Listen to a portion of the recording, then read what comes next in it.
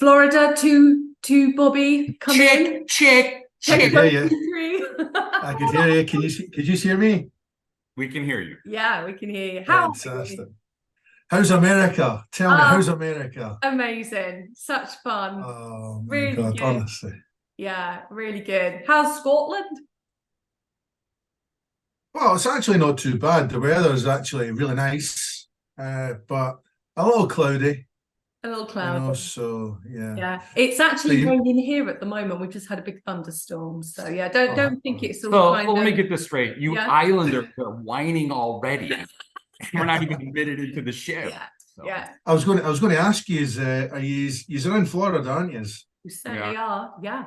Because I've got friends of mine. They live in Davie, Florida. In where? Davie. It's a place in Florida called Davie. Yep. Okay. Yep. So can we go over there for lunch or dinner? Can you set up? I'm a little hungry. Of course, they're really good friends of mine, and I've known them for years. We'll see how good a friend they really are. Okay.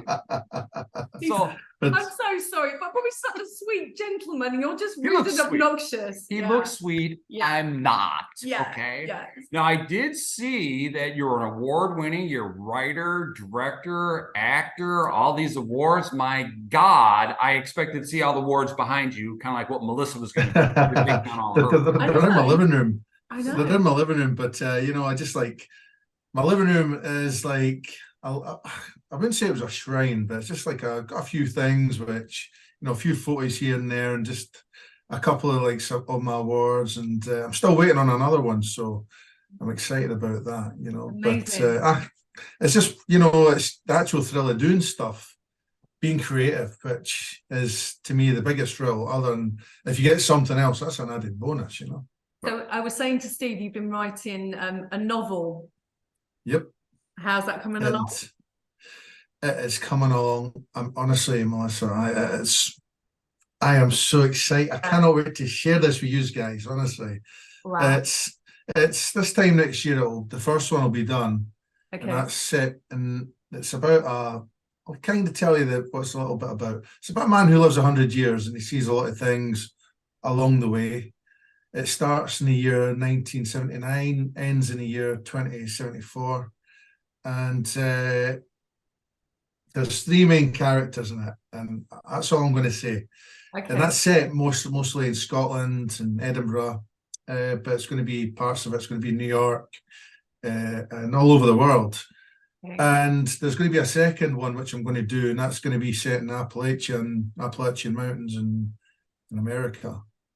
And it's that's going to be something else as well. So Bobby, this idea of this novel, is this something that will be a vehicle for you taking to film and being and starring in this novel at some point further along the line? Is it something that will go to film, do you think? Right. Well, thing is, I'm obviously getting out of my comfort zone to do the first novel. Yeah. And the story is all in my head. It's like, a lot of the things which have happened in it, like going back to when I was like a schoolboy, it's a lot of it happened to me, but I want to reiterate. The first film, it's not about me; it's the character which I've made in it. A lot of the things, like I say, which have happened in it, happened to me when I was younger, from when I was a teenager, and it's like each chapter, a lot of it's from when he's from a young age, and he's getting older, Things happen, obviously, from as he's getting to like his 30s and stuff. That's mobile like mobile phones and that coming, cell phones and stuff come into it. And then but then as it gets closer to when the guy's 100, there's things in it which I'm kind of thinking could happen, which might not happen, but I can see it happening. Yeah. And that's, I've thought about it, and I've actually kind of visualized it as well. And and that's why I'm doing this, and it's there's a story to it and things as well. So it's exciting. You seem very, I can see you seem really excited. Exciting. Is it something you wanted to do for, has it been like a plan, something you've been looking to do and finding the time to do it? Because I know you've had such a busy few years with your it's, and... you know, I mean, I've had other things. I mean, it's been a bit of a rotten year so far. I mean, I lost my dad and stuff, you know. But apart from that, I mean, it was like getting to actually get back to doing this and obviously getting back to do some acting. I've got some acting stuff coming up as well. But I mean, the writing aspect, I mean, I never thought I'd be doing anything like this. You know, it's like when I did Wild as the North, like my short film, and got it made, and you know, like got the funds for it, and then got people to film it, and I was in it as well. Amazing. That kind of gave me that little writing bug to you know to do writing, and then I thought to myself, you know, I'm going to try and write a novel here and see where I go with it. And I've got over 160 pages or so on it, and it's what I've put in it is epic. That's all I can say. It's epic. But you know, it's part of that journey when you're interpreting someone else's work, and now you may have the opportunity. Someone will interpret what you wrote. Absolutely. So that has to be. I would think that'd be almost mind blowing to actually see that. You know, you put it to page, you watch someone else take your words into what their thoughts are. Honestly, Steve, I just cannot wait to complete this. And it's like, I mean, I'm saying this time next year it should be complete. I'm saying it should be complete because the story's in my head and the characters in my head. And, you know, I'm adding little bits to it. So, I mean, my family, I mean, we grew up with having dogs, you know, and I'm an animal lover. I love my dogs. And I mean, I lost my dog this year as well. That's how bad a year it's been. And this dog, out of all the dogs we've had, was a really special dog to me. And his name is Ben, and his name's going to be the name of the dog which the main character has in the film. So as a little tribute to him, but I'm just honestly, he was a little cutie pie. Honestly, Melissa, you'd have loved him. What breed was he? He was like a kind of Australian cattle dog. If you Googled that, you would see what type. Kind of smallish dog. It's kind of like a cross between, say, a Jack Russell and like a Staffordshire Bull Terrier. But I mean, Staffy Bull Terriers, they've got big, thick heads on them. But his head was more like a Jack Russell, more kind of thinner, you know, kind of like how a fox is, you know. But he's honestly, he was my to have him in something you're writing as well. That's fantastic. So is your plan, like I said, kind of touch on this? I've seen that the novel aspect. Do you have a home with someone that's going to support you to get the novel out? Will you be kind of independently doing that and self-publishing, or what have you got a plan? Yeah, well, I kind of have a plan. I'm going to speak to my friend, Jim Devine, he's had 2 books out, and one of them's called The Lost Tornado, and it did really well. It was #1 on Amazon for a good while. And I'm going to speak to him about, I think maybe once I get to over 200 pages, I'm going to get in contact with him and then just see where I go about getting it published. And once the first bit's over, and then get an editor and publisher and stuff. But I'm just really excited about it. I'm not just boasting here, but if they were to make a film of this, it would be sensational. So how old were you when you got the so much? It's, you know, just everything in it, Steve. You know, it's like, I mean, although it's based on the one character, there's actually 3 main characters in it. You've got the billionaire guy, but the guardian angel person, who kind of sets the main character, Tommy, on his road to being 100 years old. You know, there's more to it than that. Honestly, I'll be on this all day to explain it. But he's got a kind of like Tommy, who's the main character, just a normal Edinburgh boy. Man, whatever it is, you know, and he's got a kind of mission to kind of save humanity, and this guardian angel kind of sets him on the safe trip, and he befriends this guy who's like a billionaire, one of the richest guys in the world, kind of kind of like Elon Musk, you know, that type of character, although not him. You know, it isn't him, but it's based on someone like him, but someone nicer, I think, you know. So do you believe, are you spiritual? Would you say you're a spiritual person, kind of like touching on something with a guardian angel and having that kind of character in your novel? Well, something kind of weird happened to me years ago. Okay. And it was when I was doing theatre in Edinburgh Festival, and I had this clapped out little Ford Escort, and and I was driving through Queen Street in Edinburgh, and I was on my way to the theatre I was in, which was quite near the Royal Mile. It was just off the Royal Mile. And what had happened was my car, came to red lights, and my car just conked out. Honestly, Steve, I was panicking, mate. Honestly, I was absolutely panicking. And it was like, there was nothing. I tried everything I could to start the engine. Nothing was happening. It was dead. The engine was dead. And there's a big tailback of traffic behind me. And I'm thinking, God, what am I going to do? So I'm just about to get out the car to push it. Next minute, I just feels my car going forward. And then I'm looking, and there's this guy, and he had it was like an Australian safari suit on. And he had like the Australian hat, you know, the ones with the corks hanging down it. And I'm thinking, and I did that, I did that to the guy. He says, thanks very much, you know, I was like, thanks. So I'm driving to the side of the road so to let the other cars pass. Yeah. So as I parked and put the the handbrake on, and then I kind of went outside, and there was no one there. And then there was a little corner bit of the street where if I looked straight down, I'd be able to see who was, if it was him. And there was no sign of him. I mean, it could have been just a guy who was in another car. Could have been a lost Australian. Could have been a lost Australian in Edinburgh. But I doubt it. For you? I doubt it. Possibly. But this guy, I mean, he might have just jumped back in the car and drove off again, and I never seen him do that.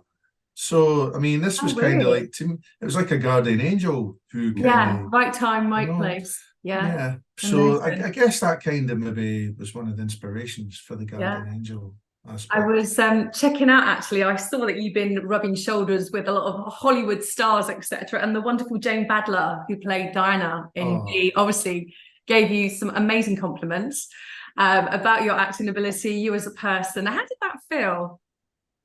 It felt great because I've known Jane for a while now, and obviously I've even before I knew her, I loved her when she was in V. I saw her in Mission Impossible, and you know, in the series years ago as well. And then we just kind of liked up on Twitter, and then she liked my acting, like some of the stuff that I did, and so forth. And then to me, that was just a big compliment. And then obviously getting that video was just something else, you know, that was just great, you know. And she's just a fantastic woman. She's like very genuinely lovely. She's not like upper backside, you know. She's genuine, very level-headed, talented as well. She could sing as well. She's fantastic. Which is the complete opposite of us. Hey, you talk about you. I can see. What I have to put up with. Steve, Melissa's a fantastic singer. Thanks, Bobby. More of that every day. The slobbering that goes on. Hold on, I'll just, you know. That's it. Have you got an idea of when you've kind of created these characters, obviously kind of going back to your novel, have you thought of who could play them on film? Have you kind of done the creative part of these characters? I did some screenwriting a couple of years ago, and then you kind of go through like maybe what their star sign is, what hair color, what family background they have, and you have to bring those characters to life on the page. Have you done that with the process? Have you kind of like thought of someone that would be fantastic to play that role? Yeah, you know what, I mean, I would love it if, first of all, if my book did really well. Yeah, of course. Like stay with the sales first, and then if someone came in like a big film director and said, Bobby, you know, we'd like to make your book into a film. That would be fantastic. And I'd be like, okay, well, as long as I get a part in it, you know. And, you know. But there's one role if they were doing it that I would really want to be in it, be like one of the characters. But the main character of Tommy, I would love, and I don't know why I envisage this guy. I would love someone like Evan Peters to play Tommy. I mean, I know Evan Peters is like an American actor, but he's a fantastic. I'm sure he could muster up a Scottish accent. I'm sure he could. Yeah. If you need an American, you could maybe be the Australian if you get him a call. I can practice my Scottish. I say Scottish. Yeah, so. he's not. That's actually quite good. It's actually quite good. He just complimented me. He's Scottish. I'm going. Bobby, what have you done? And I could sing too. What? But no, I can't. I don't. Are you sure, Steve? I'm going to take you on that. None, whatever. So back to when you first started out as an actor. When did you get the bug to act? Right, when I got the buzz, I think it was because, I mean, and this is what happened. I've never had the greatest of times at school. I was bullied when I was at school, and I never had much confidence, especially about how I looked, my work and stuff. You know, I just kind of never had much confidence. And so what had happened was, once I got to about, say, maybe 16. I went to do, no, in fact, it was 15. I wanted to go somewhere, like, so it was like the drama college. They were doing something for people that never had much confidence. So I went along to that. And then, you know, it was like how to address people. And there's other people there. There was actually people there that was, you know, big managers, bosses, a lot older than me, guys in their late 20s, 30s. I was only about 15. And these are guys that, way older than you, and they were in their 20s. Come on. So what happened was these are guys who, you know, were massive bosses, but just couldn't get up to speak to people. You know, like they were too shy to get up and speak to a group of guys, or, you know, a group of people, group of folk. So these people, like these bosses, were there to gain confidence and blah blah blah. So I got to meet some actors that were there about how to be confident at auditions and so forth. This is before your self-tapes and stuff like that.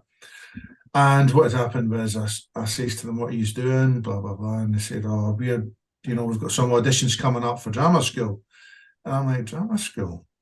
You know, I was thinking I'd maybe like to give acting a little try and stuff, you know. And then what had happened was they went and done their auditions. Then I went and applied for it.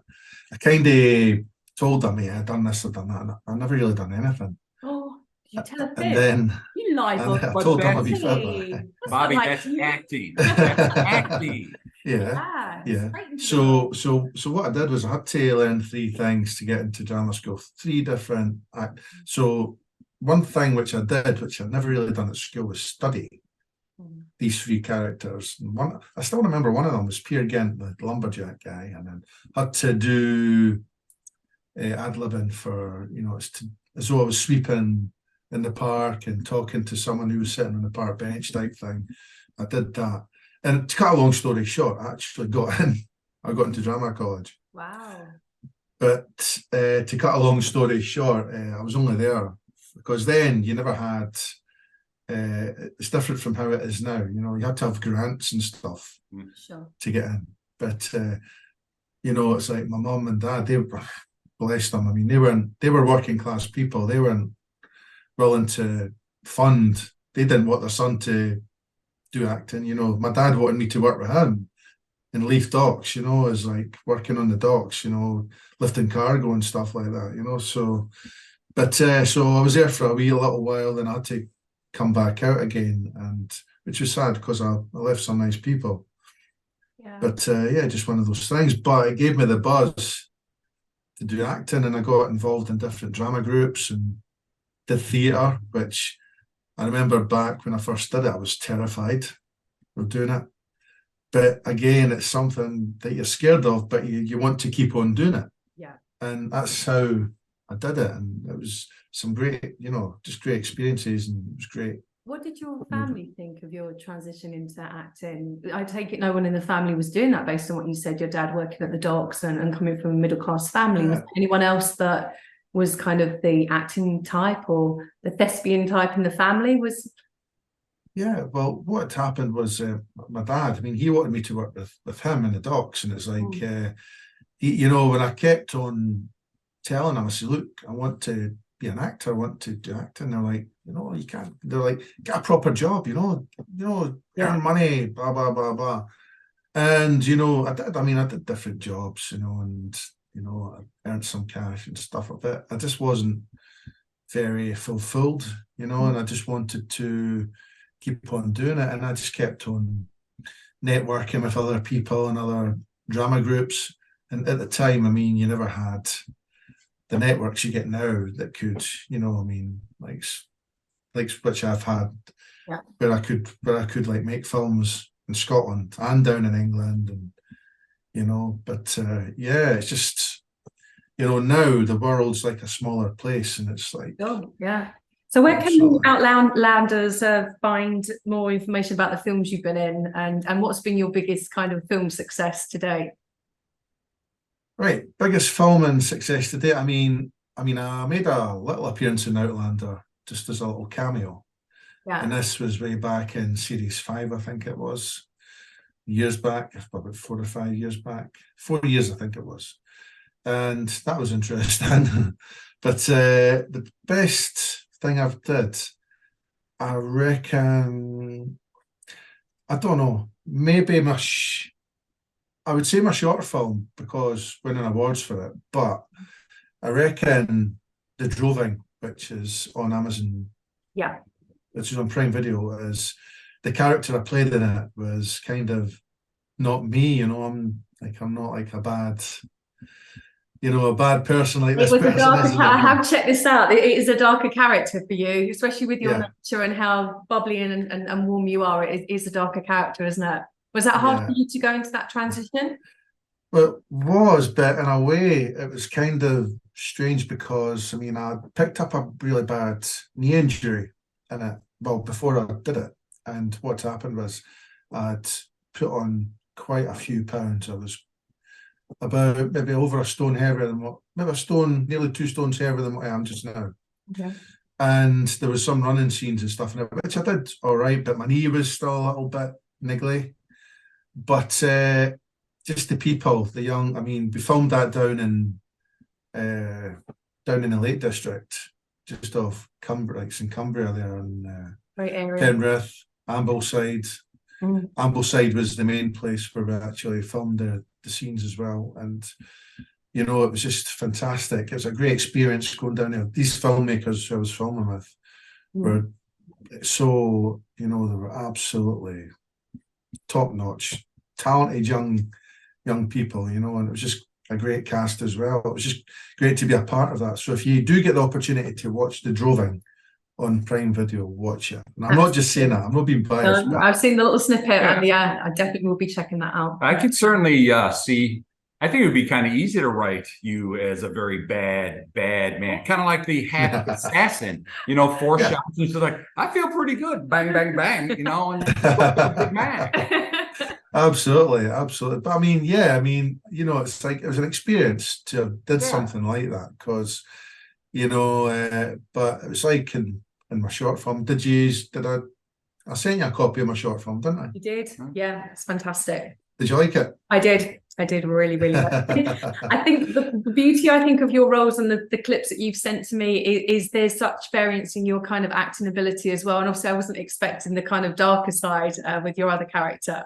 So I just think obviously that's the beauty of acting, isn't it? And I think you were saying about that when Steve was in LA and done acting and his background as well. You were saying about your drama teacher was just saying, don't play the goodie. You can always play the goodie. Yeah, he's like, they're not that much fun. He said play the opposite. That's what acting was about, because just because of whatever, I was surrounded by all these blonde 5'6" people, and So why can't I be an assassin and all? That was fun. Yeah. Who wants to be the hero? Really? Yeah. There's no point in being the hero. Problems though with height, didn't you? Yeah, Had, some height issues. height issues. I couldn't Lovely act actors, short. That was the problem Yeah. with me. Did you enjoy the experience, so Steve? Yeah. So Yeah, you did some great I things, I did some theater. I always thought, or at least the teachings that I got was you learn to act in theater because you can't, it's live. You can't walk away and go take 38. So you can't do that and say, I missed this, or light goes by, which was TV. There's always TV acting because either this shoulder, that shoulder, you've been there in the film, you can get away with it. But did you know he was actually in Baywatch as well? So he was, David Choker from Baywatch came on the show a couple of days ago, and so it's all been revealed. So we're trying to find the actual footage online of Steve running along. Everything is slow motion. Everything. So. Oh, brilliant. Oh, did you have the little thing next to you? That's right. Like Chariots of Fire in the beginning of the right? So I thought it was the $6 million man. Is that not how you were doing? That too. We just aged ourselves because we both know that this oh my God. See? There you go. So, and ultimately what we're doing, just so somebody knows, we're trying to get cast in your book. Just saying. Do you think what role could you create for me and Steve? I could just me. We're gonna kill her early on. So if you need an assassin, it'd be a lot better. You just get the well, you could even talk about this other scene where she killed me in like the first 3 minutes of the film. So Steve, there's a couple of bar scenes, even like getting a little caption of Melissa singing on the stage, like that. That's right. And me being the happy thug. That'd be fun. So I think it'd be a lot of fun. It's going to be like The Bodyguard when Whitney's on stage and she has the red light. That's going to be you, isn't it? Get rid of me on stage. So me.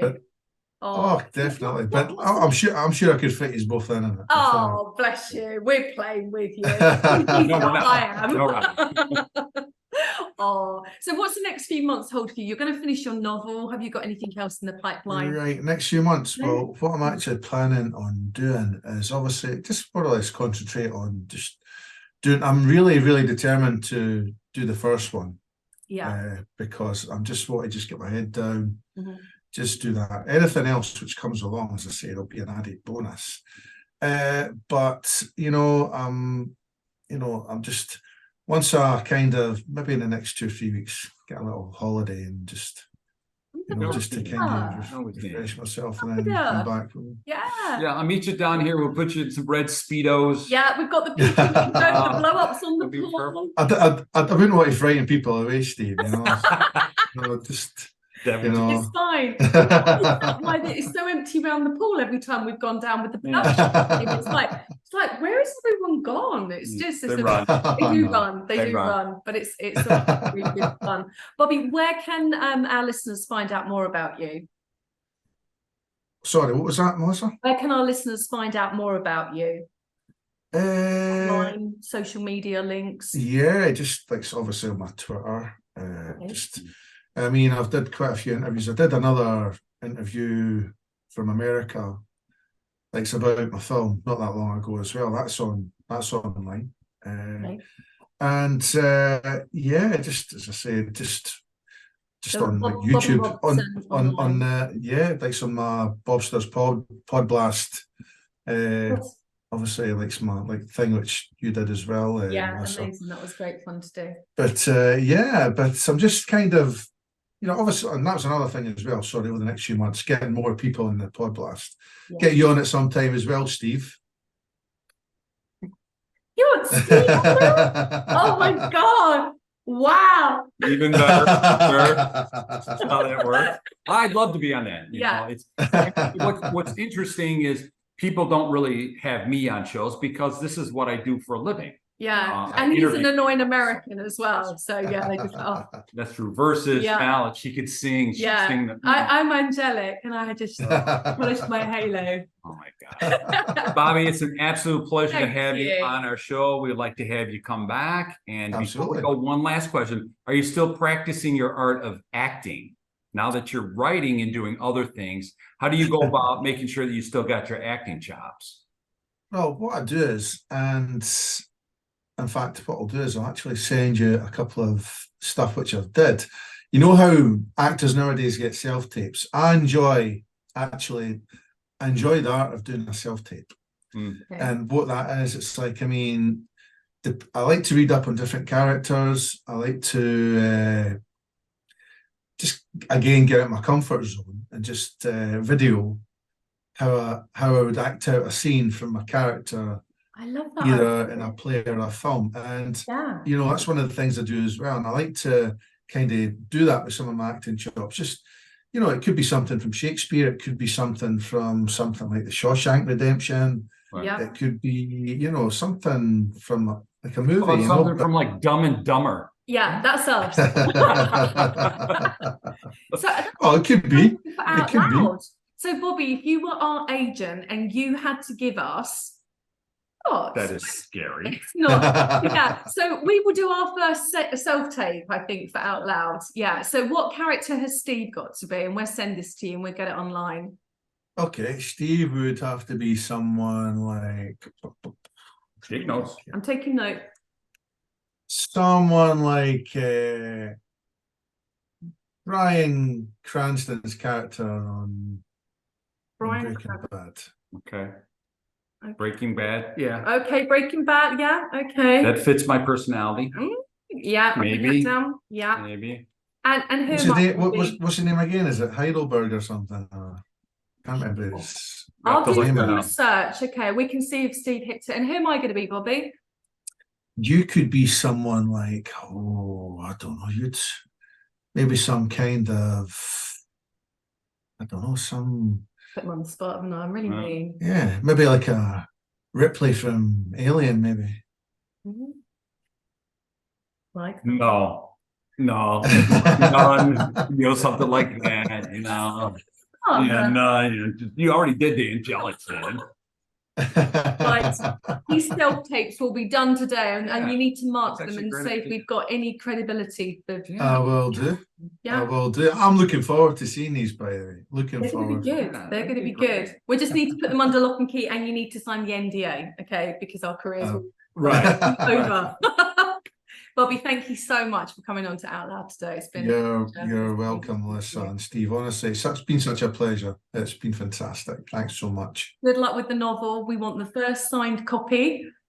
I'll send you as well. I will send it to you, you know, and I'm going to have a little personal signature and stuff. I'm just so excited because even though I'm saying it's a year from now, I reckon it'll be sooner, but it's amazing. Going to be awesome. Good luck. Thank you, Bobby. Thanks for being on the show. Take care. See you soon. Thanks, guys. Bye. See you later.